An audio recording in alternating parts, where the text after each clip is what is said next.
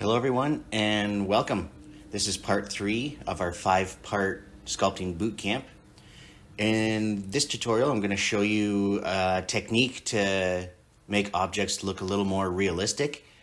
If you notice in nature, there aren't any hard edges or 90-degree, like nothing's perfectly square. So this is just a technique. We're going to do a stone in this one. This is just a technique so you can get the most out of the objects that you're building. I'm going to be using a pen tablet for the most part. If you are using a mouse, you can come up here in a sculpting tab, and in stroke up here at the bottom you can click on stabilize stroke, and now if you're using your mouse you'll get a red line behind your mouse, and that's where it's going to actually start sculpting. We're just not doing anything now because we haven't set up the mesh. But if you're using a mouse, that's the easiest way to do it. If you are using a pen and tablet, it's obviously a lot easier. All right, let's get started. Okay, first we're going to go back into layout mode. And over here in scale, on the y-axis, we're going to type in 2 and hit enter just to double the length of our brick. And we're going to go up to here to object, and we're going to go apply and apply scale. And what this is going to do is just zero out our scale so that we don't have any issues with sculpting or with texturing later on. Now we can go back into our sculpting tab, and the first thing we need to do is remesh it, which you can use Gentopo if you want. I like remesh personally, but both have their place. So if we're going to hit remesh, and for voxel size we're going to go 0.02 and hit enter. And hit remesh. And depending on your computer, it might take a few seconds. You don't see any changes, but if we go in here to wireframe, you can see that we have a lot more topology to work with. Now we can get started. What I like to start with is the scrape tool, and that's going to just round out the edges and flatten the edges. Now, you can go like this all the way around, or I'm going to Control Z out of that. Up here are the mirroring options. So since we want to do this on every edge, we're going to click X, Y, and Z. And now you can see the red dots. This is everywhere that the brush is going to be active. So if we start actually scraping here, there we go. And you can see it's going all along, front, back, everywhere. And then we can get this corner, and then we'll go over here. Now, obviously, we don't want it symmetrical the entire way around, otherwise it's going to be very noticeable. But this is a good starting point just to get the broad strokes out of the way. We'll go down here, and there we go. And just like that, all the sides are scraped off. All right, and the next step is going to be giving each side and each edge its own, I guess, look. We're going to turn off our mirroring up here, and we'll just start editing different parts. Now, you don't want to do the exact same thing all over because, again, if you're trying to do something like this, like we're trying to make a stone, stones aren't symmetrical unless they've been perfectly cut. But you just want to kind of add some personality to each side. And we'll do a little bit more off the top. Then we're going to rotate around. We'll get some on the bottom on this side. Now, I am kind of rushing because I don't want you to get bored just watching me scrape off sides of a rock. So we'll do a few edges here, and then we'll move on. We'll get this one over here. And now something to note with the scrape tool. If you are doing it on a side and go over, it's going to round it out, which sometimes that's the effect you're going for, but right now that's not the effect we want. So I'm going to Control Z out of that. So as long as the cursor stays within the area, like here it's white, but as long as the cursor stays in there, it'll just keep scraping that off. And we can make it look like this side got a big chunk out of it. And we'll rotate around, make sure we haven't done anything too terrible. And we'll do a bit more on the top, and then we'll move on. I'll do one here, and then we'll kind of get that down there. Okay. All right, now we can start doing some finer details. I'm going to start with this corner over here, and we're going to add in a few cracks along the top, a few cracks along here, and for our little gouge out section, we're just going to add some detail to make it look like it's gonna look like something kind of hit it and chipped it off. Right now, it kind of looks like someone did just scrape it. So for this, I like using the Draw Sharp brush, and that brush I'll just show you up on the top here. It creates an indent, but it's very sharp, and it's better than using the Draw tool and holding Control because that inverses the brush. Control Z out of that, and with this brush, what I like to do is kind of do a sharp scratch like that, and then you hold down Shift, and that's going to soften it up a bit, and then we can go in with a smaller brush and get some of those finer details back. And I'll just zoom in so you can see what I'm actually talking about. There we go. Actually, we're gonna go back to Layout, and we're gonna go right click and go Shade Smooth, and that should get, yeah, there we go. Okay, and so now you can just see, it just kind of gives it some peaks and valleys to make it less smooth and a little more realistic. So I'm going to Control Z out of that. Oh, I've done it all in the wrong order here. So we're going to get our top back to flat. Now we'll go to Layout, right click, Shade Smooth, and back into Sculpting. Okay. So let's get this centered here. So now with Draw Sharp selected, you push F to increase the size of your brush, and we'll start with something around that. And we're just going to go in from the edge, just like that.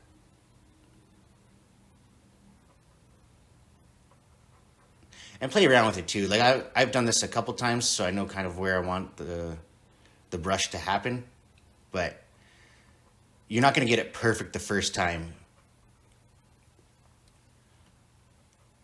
All right. Now we're going to hold down Shift and just kind of soften these out a little bit. And F to change the size of the brush. Back down to something small.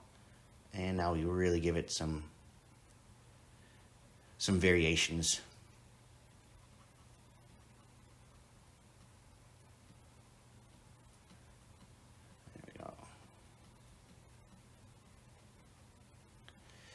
Okay, and I think we're also going to shave it like that. There we go. There we go. And while you're sculpting, it's always a good idea to kind of rotate and see what you're actually doing.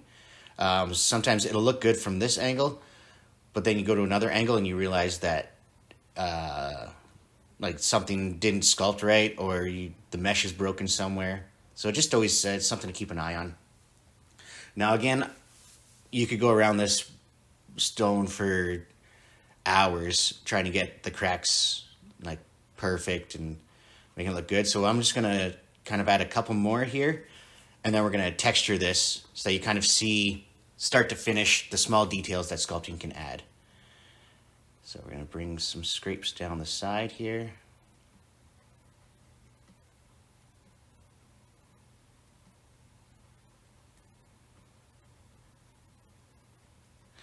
And again, if you have a really good computer, you could probably change the voxel size in Remesh. You could probably go down to 0.01 or even 0.005, and then really you can get a tiny brush and then go in there and start sculpting.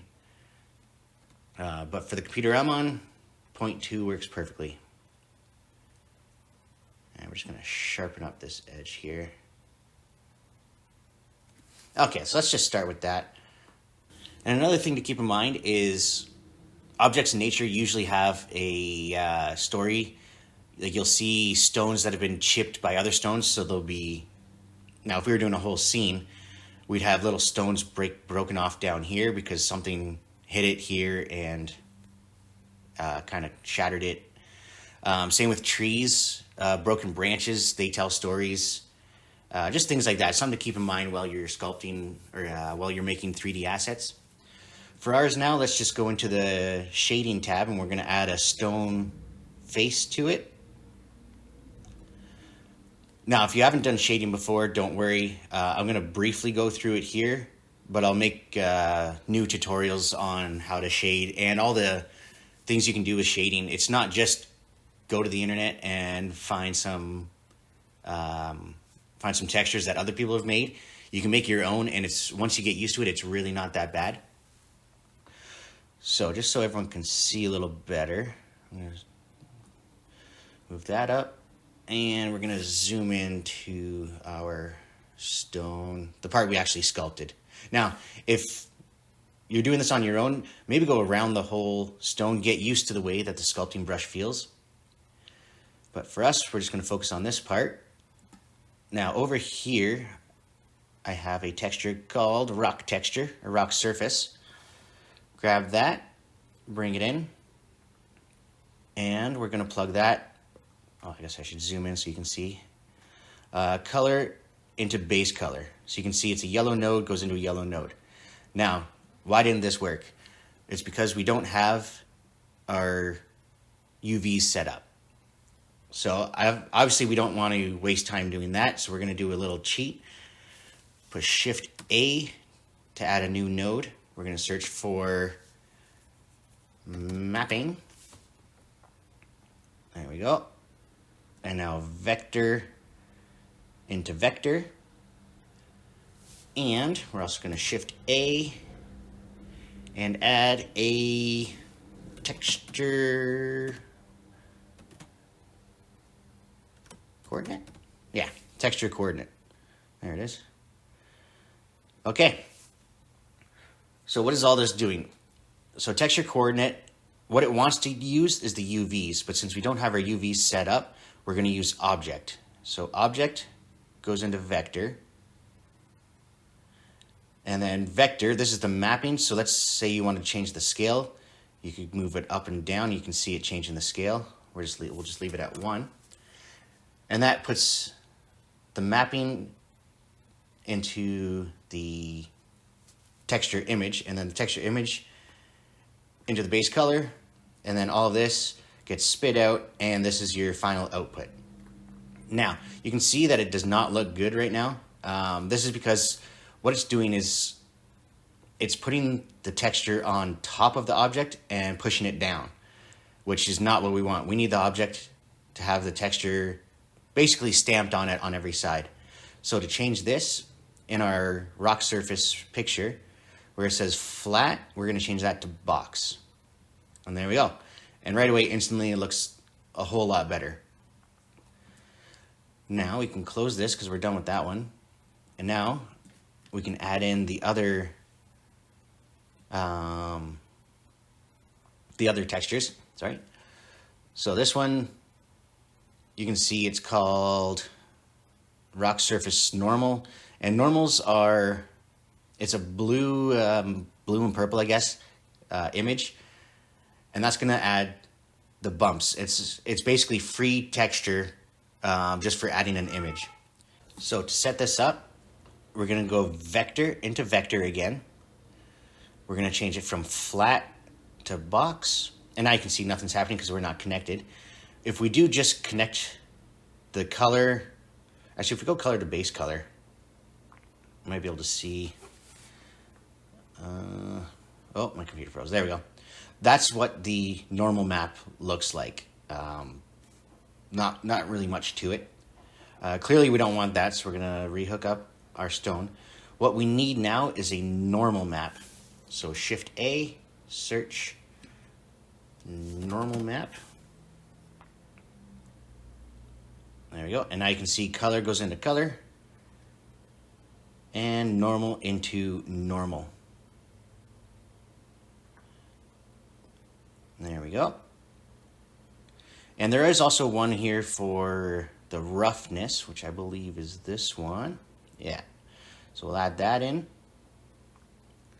Ooh, and also on your rock surface on the normal map, we also have to change it from linear to non-color.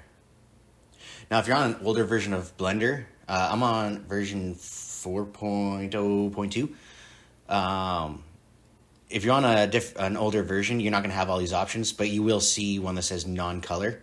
That's the one you want. And we'll do also the same for our roughness map. And we'll also change this to box. And again, vector into vector. Okay, and this time we're going to go color into roughness.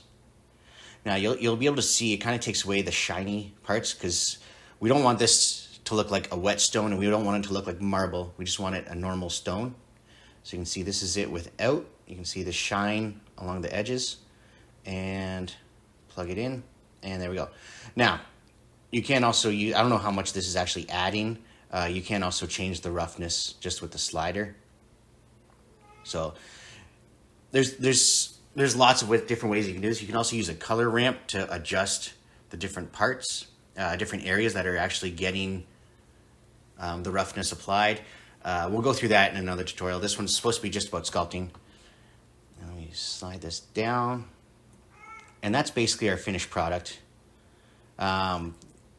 You wouldn't leave it looking as like the texture is kind of it's repeating, which is, it's not too bad, but it is noticeable. A lot more work could have gone into it, but I just wanted to use this video just to show you the effects you can get from just a little bit of sculpting. Well, thanks for watching, and in the next video we're going to start from a basic object and sculpt an alligator.